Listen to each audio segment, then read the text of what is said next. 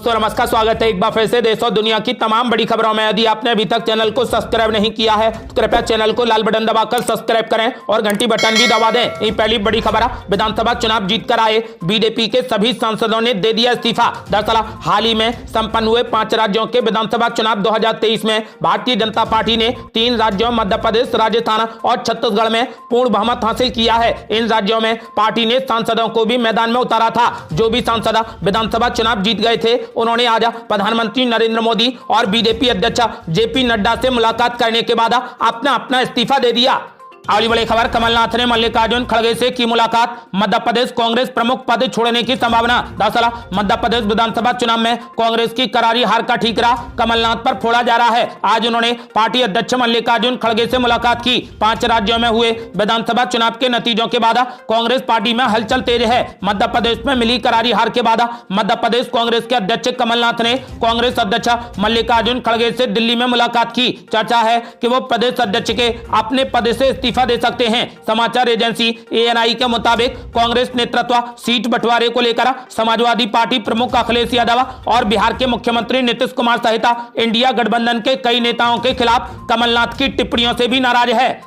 अगली बड़ी खबर, रेवंत रेड्डी के मुख्यमंत्री बनने पर राहुल गांधी ने दी बधाई, शपथ ग्रहण समारोह में शामिल हो सकती हैं सोनिया गांधी। दरअसल काफी जद्दोजहद के बाद आखिरकार कांग्रेस पार्टी ने तेलंगाना के लिए मुख्यमंत्री के नाम का ऐलान कर दिया। तेलंगाना कांग्रेस के अध्यक्ष रेवंत रेड्डी ही प्रदेश के नए मुख्यमंत्री होंगे। वो 7 दिसंबर को मुख्यमंत्री पद की शपथ लेंगे। इस बीच कांग्रेस के सांसद और पूर्व अध्यक्ष राहुल गांधी ने रेवंत रेड्डी को मुख्यमंत्री चुने जाने पर बधाई दी। राहुल गांधी ने कहा कि तेलंगाना के मनोनीत मुख्यमंत्री रेवंत रेड्डी को बधाई। उनके नेतृत्व में कांग्रेस सरकार तेलंगाना के लोगों के लिए अपनी सभी गारंटी पूरी करेगी और बेहतर सरकार बनाएगी। आपको बता दें कि शपथ ग्रहण समारोह से पहले बुधवार को रेवंत रेड्डी दिल्ली पहुंचे। यहां उन्होंने राष्ट्रीय अध्यक्ष मल्लिकार्जुन खड़गे, सोनिया गांधी, राहुल गांधी और प्रियंका गांधी को शपथ ग्रहण समारोह में शामिल होने के लिए आमंत्रित किया। बताया जा रहा है कि सोनिया गांधी भी शपथ ग्रहण समारोह में शामिल होने के लिए तेलंगाना जा सकती हैं।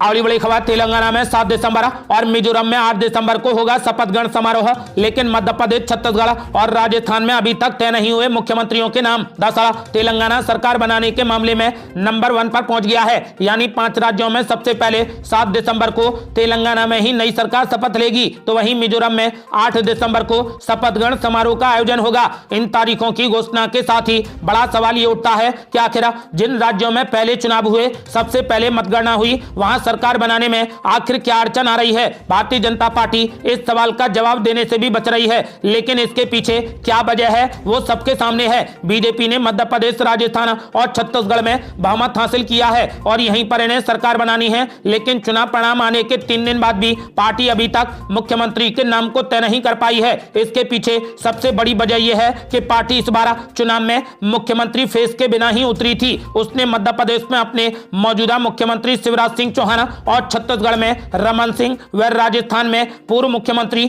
वसुंधरा राजे से भी किनारा कर लिया था। यानी पार्टी इनको मुख्यमंत्री बनाना नहीं चाहती है। इसके अलावा पार्टी ने विधानसभा चुनाव में अपने कई सांसदों को भी टिकट देकर मैदान में उतार दिया था। इनमें से अधिकतर जीत चुके हैं। बीजेपी के सामने तीनों ही राज्यों में ऐसे कई बड़े नाम हैं जिनमें से एक को तय करना इतना आसान नहीं है। इसी वजह से मुख्यमंत्री के नाम पर फैसले लेने में बीजेपी देरी कर रही है। अगली बड़ी खबर, कांग्रेस पार्टी की हार पर दिग्विजय सिंह ने कर दिया एक और नया दावा। बोले बीजेपी नेता को काउंटिंग से 2 दिन पहले ही पता था मध्य प्रदेश का रिजल्ट। दरअसल हाल ही में आए 5 राज्यों के विधानसभा चुनाव के नतीजों ने कांग्रेस की नींद उड़ा दी है। खासतौर पर मध्य प्रदेश में कांग्रेस का सुपड़ा साफ हो गया है। राज्य में कांग्रेस नेता भारतीय जनता पार्टी की जीत के पीछे ईवीएम मशीन का हाथ बता रहे हैं और तरह तरह के सवाल भी खड़े करने में लगे हैं। अब ताजा घटनाक्रम में दिग्विजय सिंह ने एक और नया सिगुफा छेड़ दिया है। बीजेपी की चुनावी जीत के पीछे ईवीएम हैकिंग का आरोप लगाने के बाद दिग्विजय सिंह का कहना है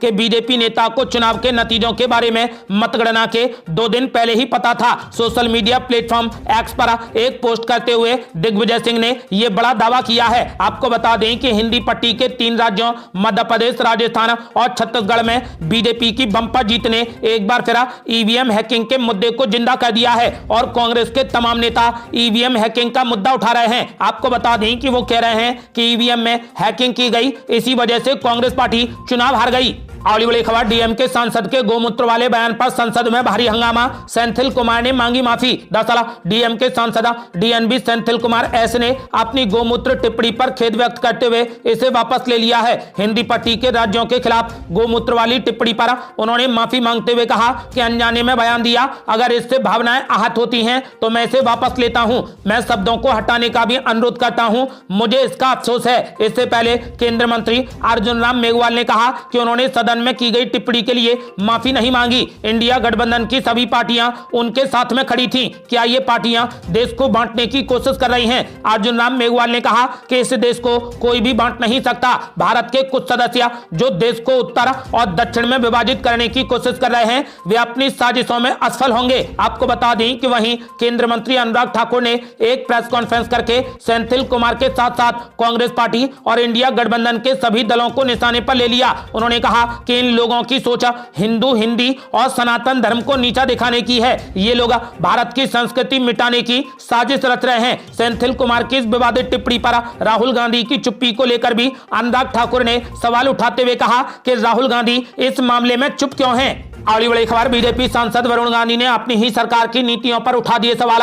बोले, इस देश में दो हिंदुस्तान क्यों हैं? दरअसल बीजेपी सांसद वरुण गांधी अपने संसदीय क्षेत्र पीलीभीत पहुंचे, जहां उन्होंने 2 दर्जन से अधिक गांवों में जनसभाएं की। इस दौरान वो अपने चिरपरिचित अंदाज में अपनी पार्टी की सरकार पर सवाल उठाते नजर आए। उन्होंने कहा कि तेरी मोहब्बत में हो गए फना, मांगी थी नौकरी, मिला आटा दाल और चना। उन्होंने कहा कि वो राजनीति में अपने फायदे के लिए नहीं, बल्कि जनता के बेरोजगारी, शिक्षा, भर्ती में पेपर लीक जैसे मुद्दों पर जनता की जरूरत को समझने व उनका हक दिलाने के लिए आए हैं। अपने संसदीय क्षेत्र में पहुंचे वरुण गांधी ने सभा में आए लोगों को हाथ जोड़कर धन्यवाद किया। इस दौरान उन्होंने अपनी सरकार की योजनाओं व नीतियों को चैलेंज करते हुए कहा कि यूपी के बुंदेलखंड के एक किसान ने अपने 2.5 लाख रुपए का लोन चुकाने के लिए शरीर के अंगों को बेच दिया, और दूसरी ओर देश की सबसे बड़ी bank state bank of India ने 10 सबसे बड़े उद्योगपतियों के 1,70,000 करोड़ रुपए के लोन माफ कर दिए। उन्होंने आगे कहा कि आखिरकार इस देश में दो हिंदुस्तान क्यों हैं? अगर हम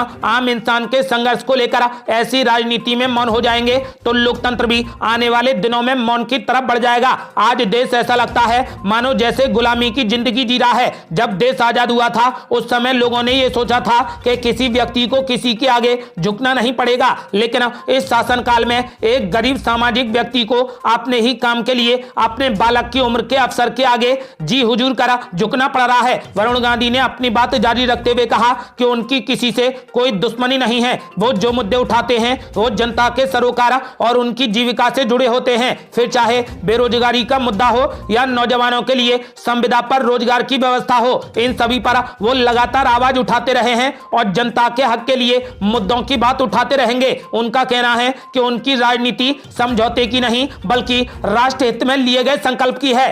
अगली बड़ी खबर, इंडिया गठबंधन की बैठक में शामिल नहीं होने की बात पर मुख्यमंत्री नीतीश कुमार ने तोड़ी चुप्पी। इंडिया गठबंधन को दी जल्दी की सलाह, मीटिंग में न जाने की भी बताई वजह। दरअसल भारतीय जनता पार्टी के खिलाफ तैयार इंडिया गठबंधन की बैठक में हो रही देरी पर नीतीश कुमार ने सवाल उठाया है। पटना में कार्यक्रम के बाद मीडिया को संबोधित करते हुए नीतीश कुमार ने कहा कि मैं चाहता हूं कि काम आगे बढ़े। खबरों में कहा जा रहा था कि मैं बैठक में शामिल नहीं होने वाला हूं, मैं बुखार से पीड़ित था। साथ ही उन्होंने ये भी कहा कि यह संभव भी नहीं कि मैं बैठक में न जाऊं। आपको बता दें कि नीतीश कुमार ने कांग्रेस को सलाह देते हुए कहा कि गठबंधन की अगली बैठक में हमें भविष्य की योजना बनानी चाहिए। उन्होंने कहा कि अब काफी देरी हो रही है और अब देर नहीं करनी चाहिए। दरअसल राजस्थान, मध्य प्रदेश और छत्तीसगढ़ में जबरदस्त हार के बाद इंडिया गठबंधन के कई घटक दलों ने कांग्रेस पर सवाल उठाए हैं। जदयू ने कहा था कि कांग्रेस ने अकेले चुनाव लड़कर गलती कर दी। वहीं तृणमूल कांग्रेस का कहना था कि कांग्रेस ने गठबंधन में चुनाव लड़ा होता तो शायद चुनाव परिणाम कुछ और होते।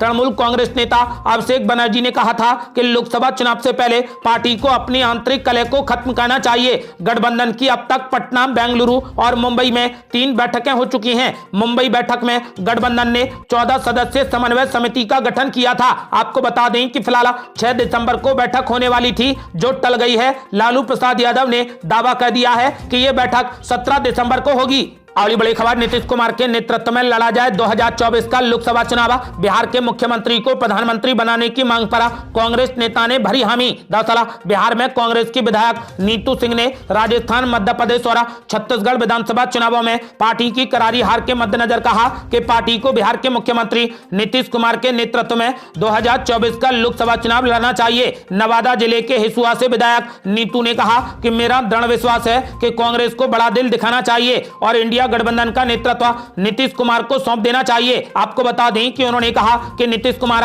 बिहार में लगातार हर क्षेत्र में अच्छे काम कर रहे हैं। इंडिया अगर नीतीश कुमार के नेतृत्व में चुनाव लड़ा तो बेहतर होगा। उन्होंने कहा कि यह गठबंधन के लिए और देश के लिए अच्छा रहेगा। अगली बड़ी खबर, कांग्रेस पार्टी की करारी हार के बाद राजभवन के सामने अपना मुंह काला करेंगे कांग्रेस नेता फूल सिंह बरैया। बोले, मैं अपने वादे पर अडिग रहूंगा। दरअसल मध्य प्रदेश विधानसभा का चुनाव पूरा हो गया है। इस चुनाव में बीजेपी को प्रचंड जीत मिली है तो कांग्रेस को हार का सामना करना पड़ा है। परिणाम आने के बाद अब चुनाव से जुड़े बेहद रोचक मामले सामने आने लगे हैं। एक ऐसा ही वीडियो सोशल मीडिया पर जमकर वायरल हो रहा है। इस वीडियो में भांडेर से कांग्रेस प्रत्याशी रहे फूल सिंह बरैया ये कहते सुनाई दे रहे हैं कि चुनाव में यदि बीजेपी को 50 से ज्यादा सीटें आई तो वे राजभवन के सामने अपना मुंह काला करेंगे। बरैया के अनुसार कल गुरुवार को दोपहर 2 बजे वे राजभवन के सामने अपना मुंह काला करेंगे। सोशल मीडिया पर वायरल वीडियो पर अब बीजेपी कार्यकर्ता जमकर तंज कसते हुए कांग्रेस नेता को अपनी शपथ याद दिला रहे हैं। बता दें कि भांडेर विधानसभा से कांग्रेस प्रत्याशी रहे फूल सिंह बरैया तो अपना चुनाव जीत गए हैं, लेकिन उनकी पार्टी को हार का सामना करना पड़ा है। परिणाम के बाद अब भाजपा कार्यकर्ताओं ने बरैया को बधाई देते हुए उन्हें उनकी शपथ याद दिला दी है, जिस पर कांग्रेस विधायक फूल सिंह बरैया ने जवाब दिया कि वे कल या परसों राजभवन के सामने अपना मुंह काला करेंगे। अब बरैया ने यह तय कर लिया है कि गुरुवार को दोपहर 2 बजे वे राजभवन के सामने अपना मुंह काला करेंगे।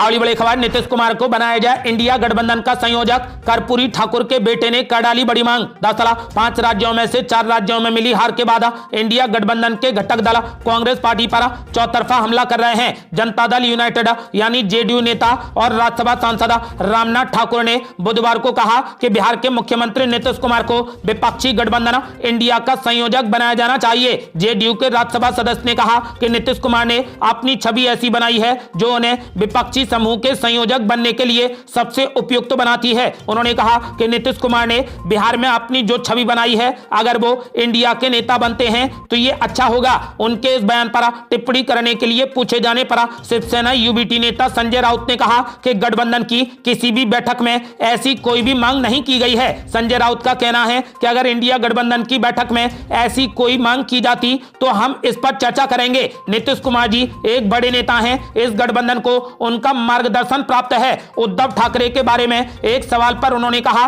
कि उद्धव जी एक ऐसा चेहरा है जो देश को स्वीकार्य है। मैं इस पद या उस पद के लिए नहीं कहूंगा, लेकिन वो प्रखर हिंदूवादी हैं और फिर भी उदार हैं। वो सभी को साथ लेकर चलते हैं। आपको बता दें कि फिलहाल नीतीश कुमार को इंडिया गठबंधन का संयोजक बनाए जाने की मांग उठी है। अगली बड़ी खबर, मुख्यमंत्री चेहरे पर बीजेपी का बड़ा फैसला।